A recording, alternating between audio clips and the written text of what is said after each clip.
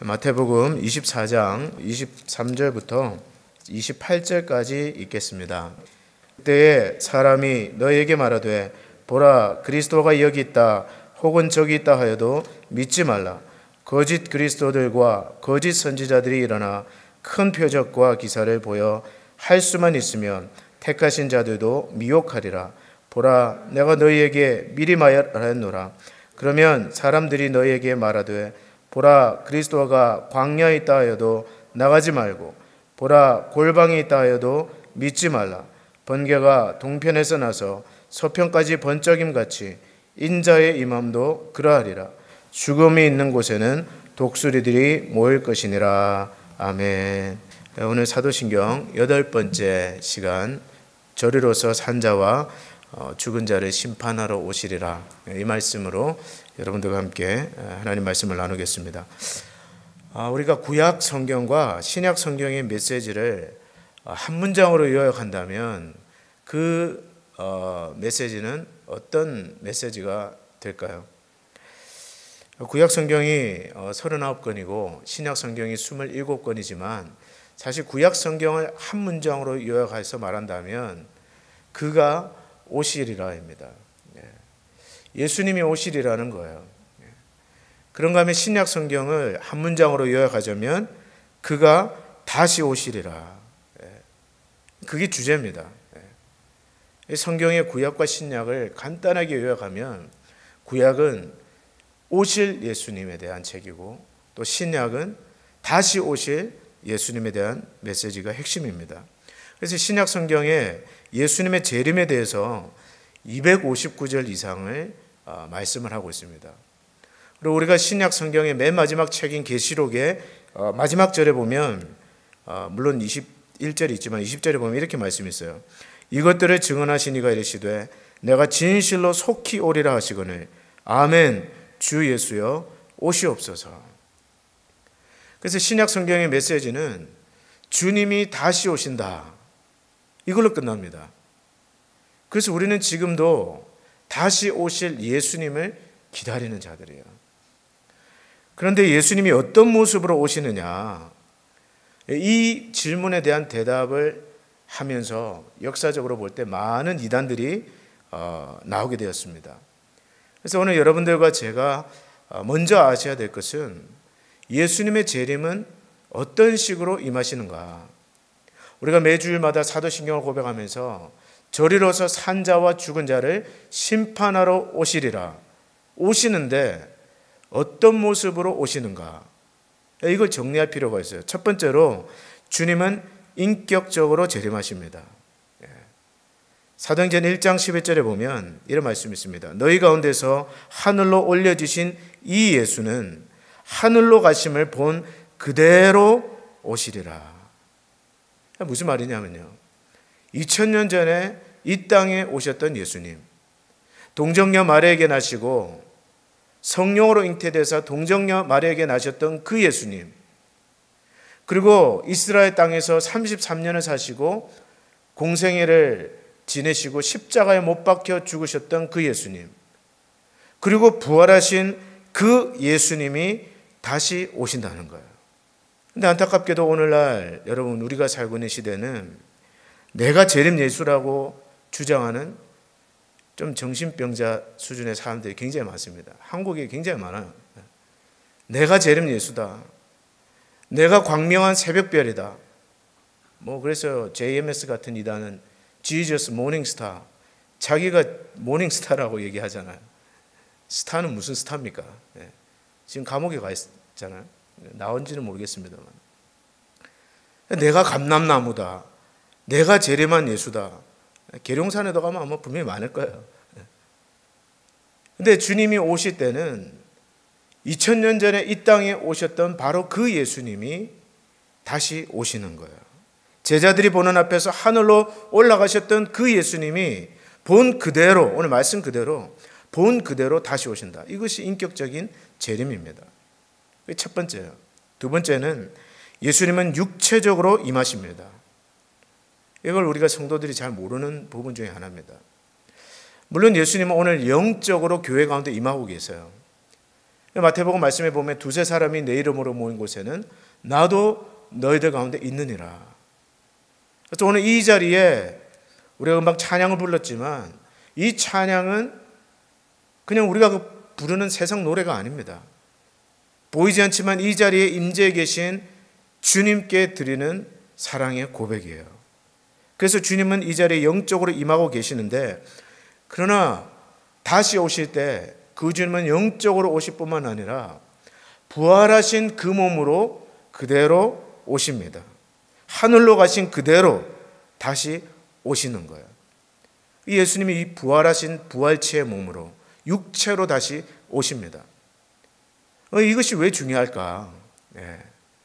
왜냐하면 어떤 사람들은 예수님이 영적으로만 우리에게 재림한다고 가르치는 그런 이단이 있습니다, 여러분. 그래서 이미 예수님은 재림하셨다라고 주장하는 사람들이 있습니다. 그런데 계시록 1장 7절에 보면 볼지어다 그가 구름을 타고 오시리라. 각 사람이 눈을 그를 보겠고.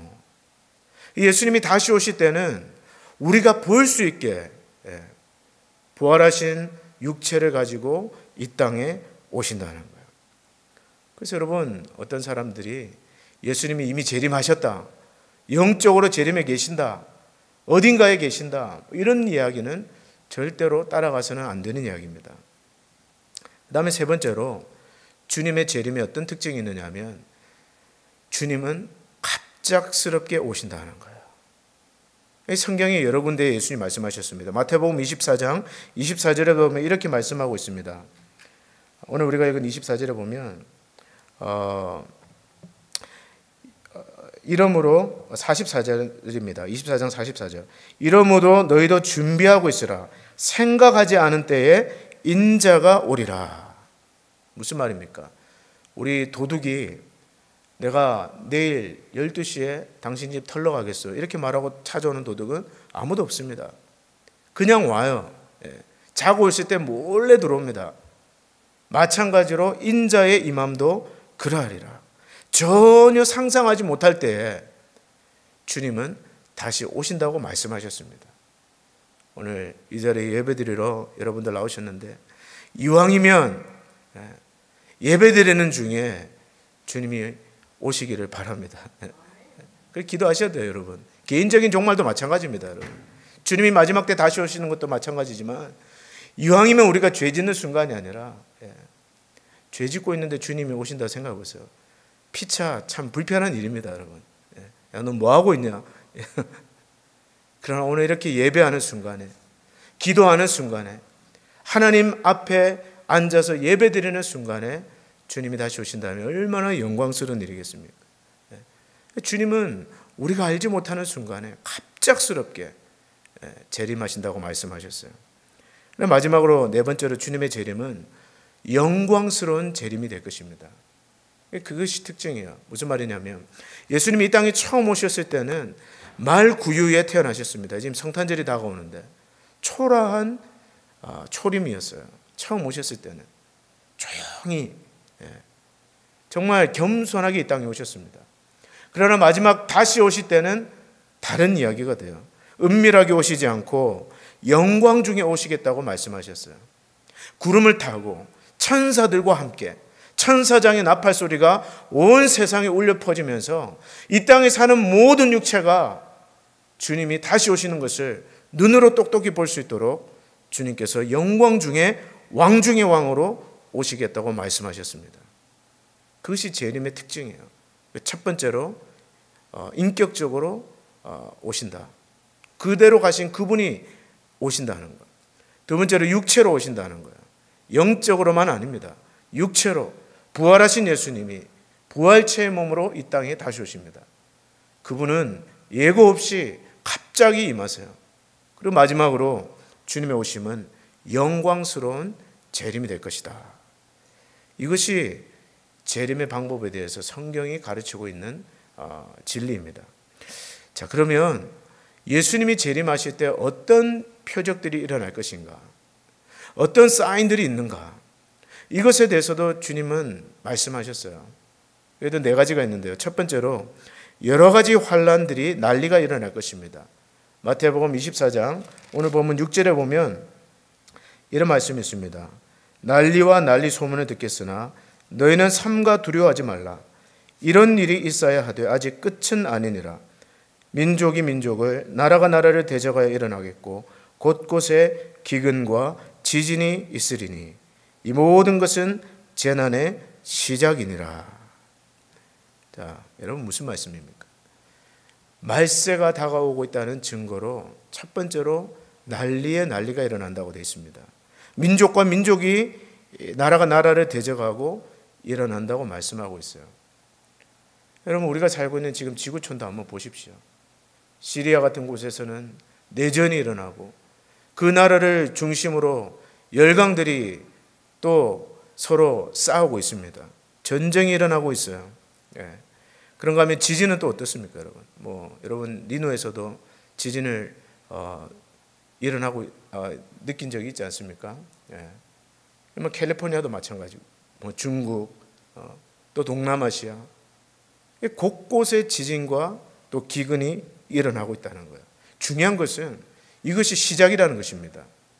그리고 마지막 때에 나타나는 특징은 이런 것들이 점점 늘어난다고 말하고 있어요.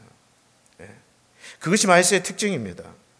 그래서 여러분 끝으로 갈수록 세상이 끝으로 갈수록 이런 환란은 점점 더 많아질 거예요. 그래서 대환란이라는 대자를 붙이는 겁니다. 두 번째로 재림이 가까울수록 그리스도인들이 특별히 환란과 핍박을 받을 것입니다. 성경은 그것을 말씀하고 있어요. 데살로니가후서 2장 3절로 4절에 이렇게 말씀합니다. 누가 어떻게 하여도 너희가 미혹되지 말라. 먼저 배교하는 일이 있고 저 불법의 사람 곧 멸망의 아들이 나타나기 전에는 그날이 이르지 아니하리니 그는 대적하는 자라. 신이라고 불리는 모든 것과 숭배함을 받는 것에 대항하여 그 위에 자기를 높이고 하나님의 성전에 앉아 자기를 하나님이라고 내세우느니라. 예수님이 재림하시는 날이 다가오면 다가올수록 그 예수님의 이름 때문에 믿는 여러분과 제가 또 전 세계의 믿는 자들이 환난과 핍박과 박해를 받을 것이라고 얘기하고 있어요. 그리고 그 와중에 신앙을 버리는 사람들이 많아질 것입니다. 배교하는 사람들이 늘어날 거예요. 많은 자들에게 사랑이 식어질 것이고 또 불법의 사람, 방금 읽어드린 그 말씀에 나오는 불법의 사람, 적 그리스도가 나타나서 자기가 하나님이라고 주장하는 그러한 일들이 일어날 것입니다. 그리고 재림의 때가 다가오면 그 적 그리스도는 정치적인 권세와 경제적인 권세를 가지고 믿는 자들과 교회를 극심하게 핍박하게 될 것이라고 성경은 말하고 있습니다. 그래서 여러분 분명한 것은요, 앞으로 여러분과 제가 잘 알아야 될 것은 점점 예수 믿기가 어려워져요. 그걸 우리가 잘 알아야 됩니다. 점점 신앙을 지키고 믿음을 지키기가 어려우면 어렵지 지금보다 쉬워지지는 않습니다. 지금 미국도 간접적으로 기독교를 핍박하고 동성애라든지 또 여러 가지 그런 적그리스도적인 가치관을 가지고 교회를 박해합니다. 믿는 자들을 박해요. 근데 말세가 가까우면 가까울수록 이런 것들이 점점 늘어날 것입니다. 그래서 그 어려움이 얼마나 극심하면 성경을 보면 그날을 감하지 아니하면 모든 육체가 구원을 얻지 못할 것이다. 근데 하나님께서 택하신 자들을 위해서 그날을 감하실 것이다. 끝까지 견디는 자는 구원을 얻으리라고 말하고 있습니다. 그래서 여러분과 저는요, 지금 사실은 어느 때보다 깨어 있어야 됩니다. 믿음을 위해서 기도해야 돼요. 그리고 우리 자녀들을 위해서 기도를 해야 됩니다. 우리 자녀들이 예수 믿는 그 다음 세대, next generation은 더 어려워질 거예요. 지금 한번 보세요, 여러분. 우리 장로님도 뒤에 계시지만 예전에 우리 한 세대 전에 교회는 이렇지 않았습니다, 여러분. 하루 종일 일하고 직장 끝나면 교회로 달려와서 예배 드리고 찬송하고 예배 부르고 예배 드리고 교회를 열면 그냥 막 쏟아져 들어오는 부흥의 시기를 겪었어요. 한국 교회는. 지금은 여러분, 물론 뭐 이민생활 피곤하시고 다 이해합니다. 이해하는 것도 있고 그렇지만 점점 예수 믿기 힘든 시대가 다가오고 있어요. 사회에서, 직장에서, 우리 자녀들이 학교에서 자기 믿음 지키는 것이 정말 어떤 의미에서는 순교적인 각오를 하지 않으면 안 될 정도의 시대가 다가오고 있다는 거예요. 이 재림의 때입니다. 세 번째로, 재림의 때가 가까울수록 거짓 그리스도와 거짓 선지자들이 출현할 것입니다. 마태복음 24장 11절에 오늘 보시면 거짓 선지자가 많이 일어나 많은 사람을 미혹하게 하겠으며, 여러분, 거짓 선지자들이 나타나서 무엇으로 미혹할까요? 무엇으로 유혹할까요?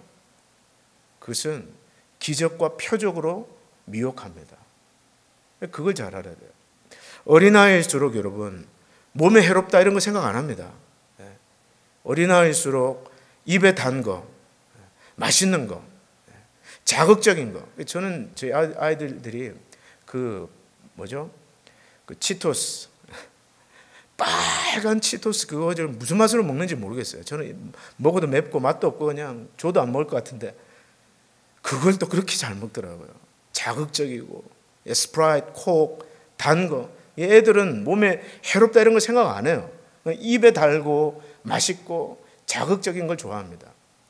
마찬가지로 영적으로 어린아이일수록 단단한 음식을 먹고 말씀을 먹고 영적인 양식을 얻어야 되는데 그런 것보다는 눈에 보이는 거, 자극적인 거, 뭔가 좀 번쩍번쩍하고 그런 걸 추구하게 돼요. 그래서 여러분, 뭐 병을 고쳐준다든지 예언을 해준다든지 이런 것을 잘 쫓아갑니다. 물론 여러분, 하나님도 그 역사를 하세요. 건전한 성령의 역사가 있는 곳이 있습니다. 저 그걸 부정하진 않아요. 성령이 역사할 때 병 고치는 일도 일어나고 또 예언도 하게 되고 방언도 하게 되고 은사도 하게 되고 하나님의 영이 못하실 일은 없습니다. 그러나 여러분 기억할 것은 마귀도 그것을 흉내냅니다. 여러분. 마귀도 그것을 흉내내요. 왜 흉내를 내느냐? 그것을 통해서 할 수 있으면 택한 자를 미혹하게 하려고 흉내를 내는 거예요. 그래서 옛날에 박태성 같은 사람들, 그 사람은 원래는 장로였지만, 기독교의 장로였지만 나중에는 내가 감람나무다, 내가 하나님이다. 근데 그 사람이 정말 그렇게 할 수 있었던 이유는 표적과 기사가 나타났거든요. 병 고치는 일들이 일어나고 막 환상을 보고 기적을 보고 그러다가 멸망의 길로 가지 않았습니까? 그러므로 여러분, 기적과 이 자리에 계신 분들 그런 분 저는 없으리라고 믿지만 예언을 해준다, 안수기도를 해준다, 안수기도 받으려면 저한테 와서 받으세요. 예언을 해준다, 병을 고쳐준다, 이런 거 좋아하고 쫓아다니면 안 됩니다.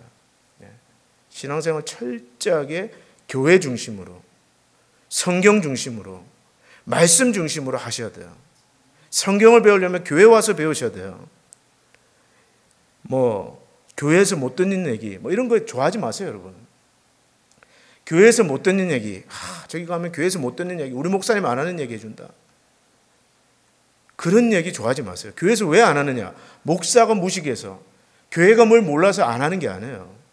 성경이 크게 말하는 것은 크게 말하고 성경이 작게 말하는 것은 작게 말하는 겁니다. 그게 정통이에요, 여러분. 성경이 크게 말하는 구원과 구원에 대한 진리와 거룩과 성화와 십자가와 부활과 영광스러운 재림, 이것을 크게 말하는 거예요. 그러면 숫자가 어쩌고 저쩌고 이게 무슨 뜻이고 자기들만 알 수 있는 그런 놀이죠, 놀이. 그런 걸 보고 따라다니면서 교회에서 못 듣는 얘기다, 이런, 여러분 교회에서 못 듣는 얘기 하는 사람 있으면 절대 따라가지 마십시오. 철저하게 마지막에 올수록 여러분들은 교회 중심으로 신앙생활을 해야 됩니다. 말씀 중심, 성경 중심.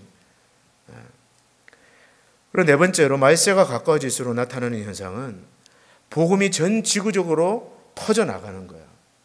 우리 교회도 지금 이렇게 선교사님들이 파송하고 후원하지만 오늘 마태복음 24장 14절에 보면 이 천국 복음이 모든 민족에게 증거되어야 하리니 그제야 끝이 오리라. 이 천국 복음이 모든 민족에게 증언되기 위하여 온 세상에 전파되리니 그제야 끝이 오리라. 근데 예수님이 다시 오시는 그 날에 나타나는 현상 중에 하나가 이 복음이 모든 민족에게 증거가 되는 거예요. 근데 보세요. 지금 우리가 살고 있는 시대가 어떤 시대입니까? 그런 시대입니다, 여러분. 불과 10년 전, 15년 전만 해도 자기 민족을 복음화할 수 있는 교회가 없는 종족이 8,000개, 12,000개 이렇게 했어요. 그런데 지금 성비학자들의 통계에 따르면 3,000개도 남지 않았습니다, 여러분. 제가 섬겼던 우즈베키스탄도 우즈벡어로 된 성경이 있습니다. 그리고 그 우즈벡인들을 위한 교회가 있어요. 자기 민족을 복음화시킬 수 있는 교회가 있습니다. 그런 종족, 그런 교회가 없고 자기 말로 된 성경이 없는 지구상의 종족은 지금 몇천 개가 되지 않아요. 무슨 말입니까? 이 천국 복음이 기독교 역사 2000년 동안 지금보다도 신속하게 진행되었던 적이 없었다는 것입니다. 뒤집어 얘기하면 주님이 오실 때가 점점 가까워오고 있다는 거예요. 사실은 우리 교회가 선교를 열심히 해야 됩니다. 선교사를 보내야 되고, 우리는 아직도 그게 여러분 정말 마지막에 우리가 이 주자가 되는 길입니다, 여러분. 어떤 교회는 세계 선교를 마무리 짓는 교회, 그런 비전을 가지고 뛰는 교회가 있어요. 우리는 새치기 탁 해서 들어가서 우리가 마무리 짓는 그런 교회에 대한 비전을 사실은 우리가 가질 수 있어야 됩니다. 이런 네 가지 특징. 첫 번째로는 여러 가지 난리가 일어날 것이다. 그리고 마지막 때가 되면 믿는 자들이 환난을 받게 될 것이다. 그리고 거짓 그리스도와 거짓 선지자들이 출현하게 될 것이다. 그리고 마지막으로 복음이 전 지구적으로 전파될 것이다. 이것이 말세에 나타나는 특징이라고 성경은 말하고 있는데, 중요한 것은 시간이 갈수록 점점 이런 것들이 점증해 나간다는 겁니다. 다시 말해서 환난과 박해도 점점 마지막 때를 향해 갈수록 극심해질 것이고, 그러나 그와 더불어 교회도 이 천국 복음을 능력 있게 점점 더 많은 민족들에게 전하게 될 것이다. 그것이 바로 오늘 성경에서 주의 재림과 관련해서 말하는 표적입니다. 자, 그러면 주님께서 오늘 사도신경에 보면 저리로서 산자와 죽은 자를 심판하러 오신다고 말씀하셨는데, 그것이 주님이 다시 오시는 목적이에요. 왜 주님이 다시 오시느냐? 주님이 다시 오시는 목적은 심판을 위해서 다시 오십니다. 히브리서 9장 27절에 보면 한 번 죽는 것은 사람에게 정하신 것이요 그 후에는 심판이 있으리니. 성경은 말합니다. 심판이 분명히 있습니다. 오늘 미국에는 지옥은 없다라고 가르치는 거짓 교사들이 있어요. 사랑의 하나님이 지옥을 만들었을 리가 없다. 지옥은 없다라는 거예요. 그러나 지옥이 없다면 하나님은 반쪽짜리 하나님이에요.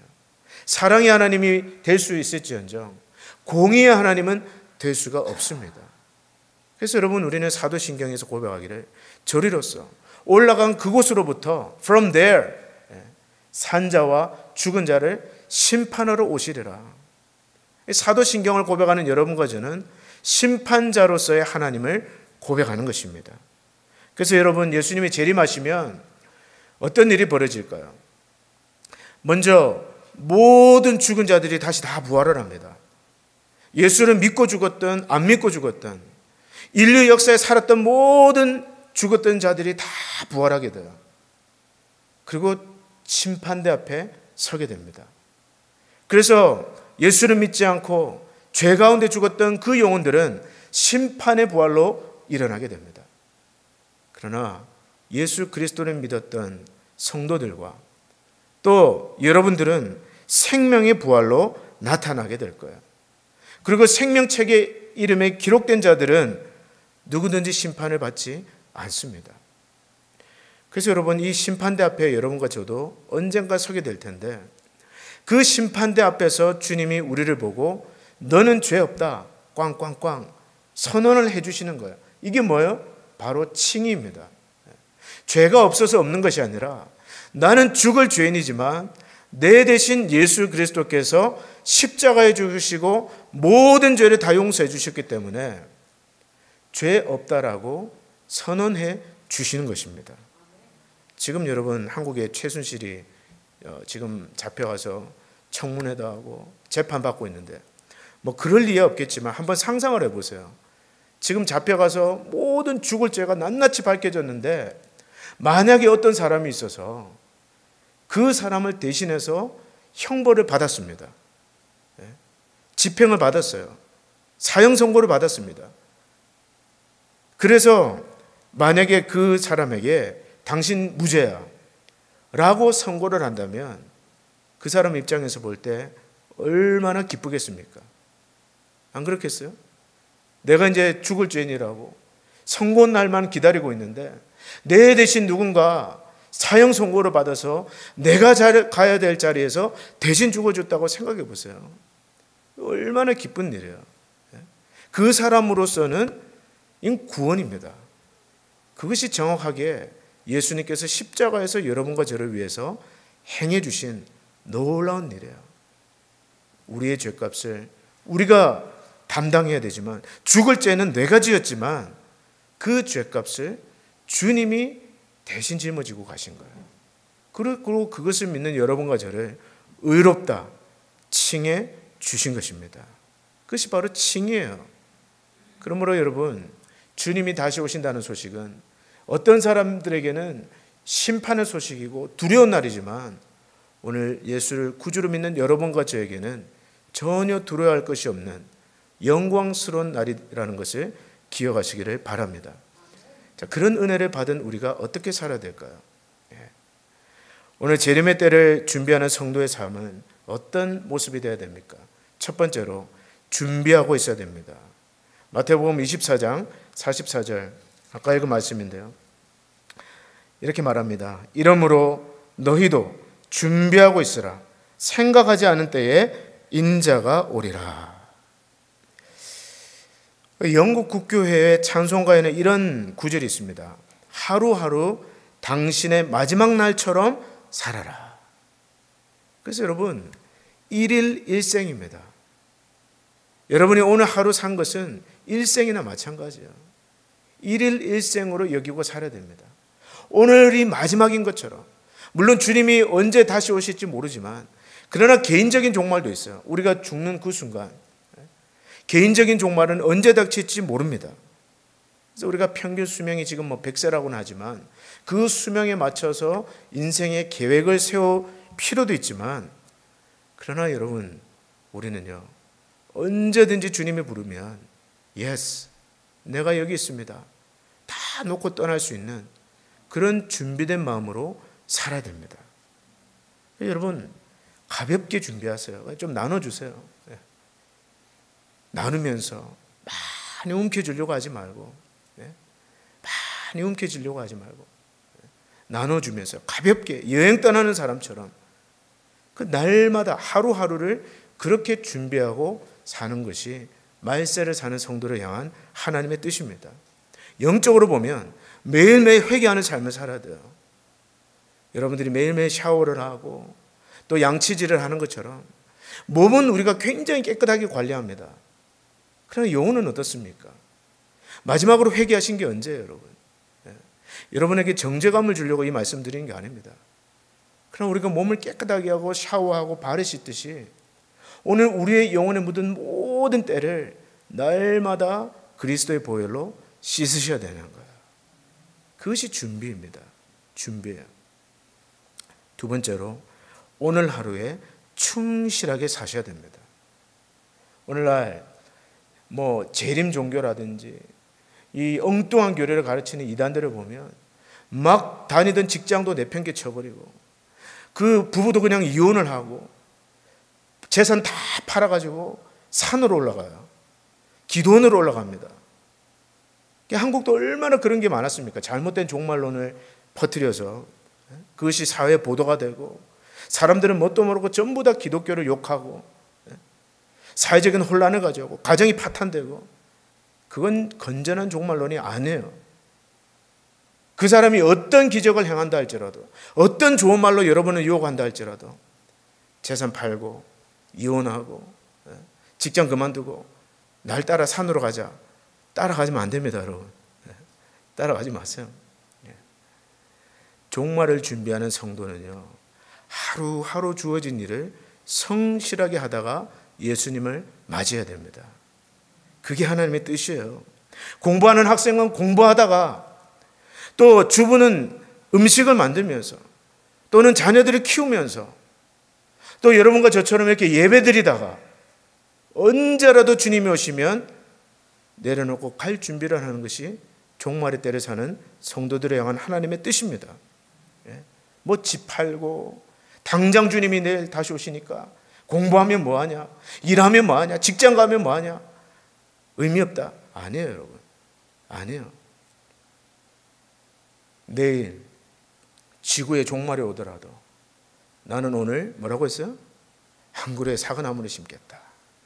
꽃꽂이를 하십시오. 예배를 드리십시오. 공부하세요. 일하세요. 내일 설사 주님이 다시 오신다 하더라도 여러분 일하러 나가셔야 됩니다. 밭에서 일하다가 데려감을, 영광을 입는 거예요. 세 번째로, 종말의 때를 살아가는 성도는 깨어 있어야 됩니다. 깨어 있어야 돼요.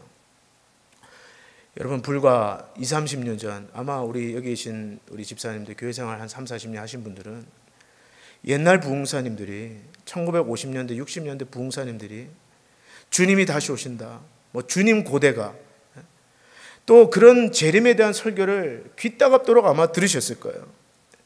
근데 여러분, 지금은 어떻습니까? 그런 설교 들어보셨어요? 어떤 부흥사가 교회 가서 집회를 하는데 천국 가고 싶으신 분 손 들어보세요. 전부 다 손을 드는 거예요. 근데 지금 가고 싶은 사람 손 들어보세요. 아무도 안 드는 거예요. 지금은 안 가고 싶은 거예요. 왜? 여기가 천국인데, 여기가 천국인데,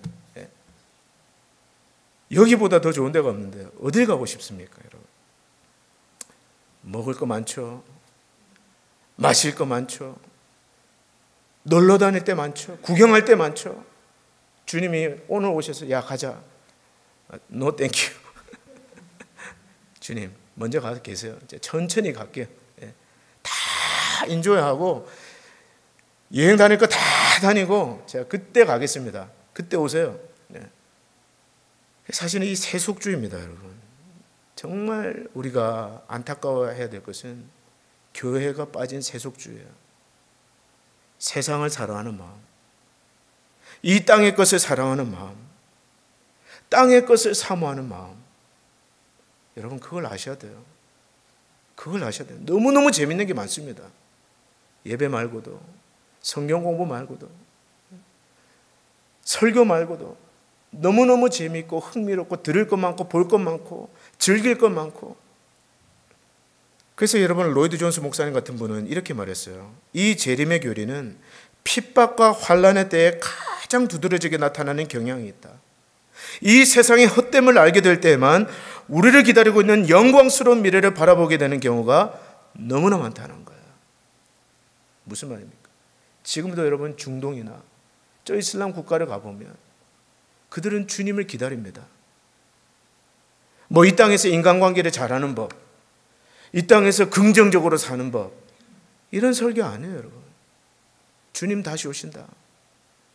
주님 다시 오셔서 우리 눈에 흘린 그 눈물을 씻어주신다. 주님이 우리의 고통을 알고 계신다. 현재의 고난은 장차 나타날 영광과 좋게 비교할 수 없도다. 그런 말씀을 붙들고 신앙생활하는 사람들이 지금도 세계 곳곳에 있습니다. 여러분, 우리가 깨어 있어야 돼요. 정신을 차려야 됩니다. 이 땅의 것이 전부라고 생각하게 만드는 그 마귀의 역사, 땅의 것을 중요하게 생각하고, 심지어 설교자도 교회에서도 땅에서 잘 되고 땅에서 잘 살고 그런 것을 도와주는 그런 것을 추구하게 만드는 이 시대 가운데서 우리가 정신을 차리려면 여러분과 저는 깨어 있어야 됩니다. 그래서 여러분, 이 재림과 관련해서 중요한 것은 주님이 언제 며칠 날 몇 시에 오시냐 이게 아니에요. 성경이 왜 재림에 대해서 가르치느냐, 주님이 몇 날 몇 시 어디에서 오신다 여기에 호기심을 가지고 가르치는 것이 아니라 성경이 재림에 대해서 말할 때마다 강조하는 것이 있습니다. 그것은 요한일서 3장 3절 말씀인데요. 주를 향하여 이 소망을 가진 자마다 그의 깨끗하심과 같이 자기를 깨끗하게 하느니라. 주님이 다시 오신다는 이 소망을 가진 자는 이 땅에 살면서도 자기를 깨끗하게 한다는 것입니다. 오늘 우리가 주의 재림에 대해서 관심을 가져야 될 이유가 있다면 그것은 이 땅에서 주의 백성답게 거룩하게 살아가는 것입니다. 그 위대한 날을 준비하고자 하는 그 열망이 우리 안에 일어나기 위해서 주님의 다시 오심을 기억하는 것입니다. 마지막이 있기 때문에 그래요. 심판이 있기 때문에 그렇습니다. 그래서 여러분과 저는 믿지 않는 자들과 다르게 살아야 돼요. 주님이 다시 오시기 때문에. 만약에 그분이 다시 오시지 않는다면 우리도 저 세상 사람들처럼 흥청망청 노세노세 젊어서 노세 한 번이라도 더 노세. 그러나 주님이 다시 오십니다. 영광 중에 다시 오시겠다고 말씀하셨어요. 그리고 그날은 각 사람의 행한 대로 갚으시는, 저리로서 산자와 죽은 자를 심판하러 오시는 그러한 날이 될 것입니다. 그러므로 여러분 깨어 있으십시오. 깨어 기도하십시오. 말씀을 통해서 하나님의 뜻을 분별하세요. 세월을 아끼십시오. 그리고 모이기를 힘써야 됩니다. 여러분, 우리 교회가 너무너무 좋은 교회고 저는 우리 교회를 목회하는 것을 영광으로 여기고 감사하게 생각합니다. 그러나 정말 이때 모이기를 힘써야 돼요. 모이기를 힘쓰는 그런 교회가 되어야 됩니다. 말씀을 맺겠습니다. 우리는 매주마다 사도신경을 고백하면서 저리로서 산자와 죽은 자를 심판하러 오시리라고 고백합니다.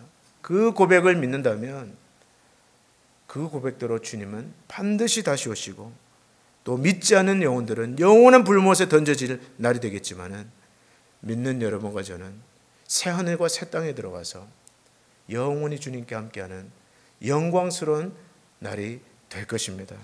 그러므로 이 복된 소망을 가지고 여러분 하루하루 오늘이 내 마지막 날이라고 생각하고 하루를 일생으로 여기며 거룩하기를 힘쓰고 깨어서 기도하고 말씀 앞에 깨어있는 주의 성도들 되시기를 축복합니다.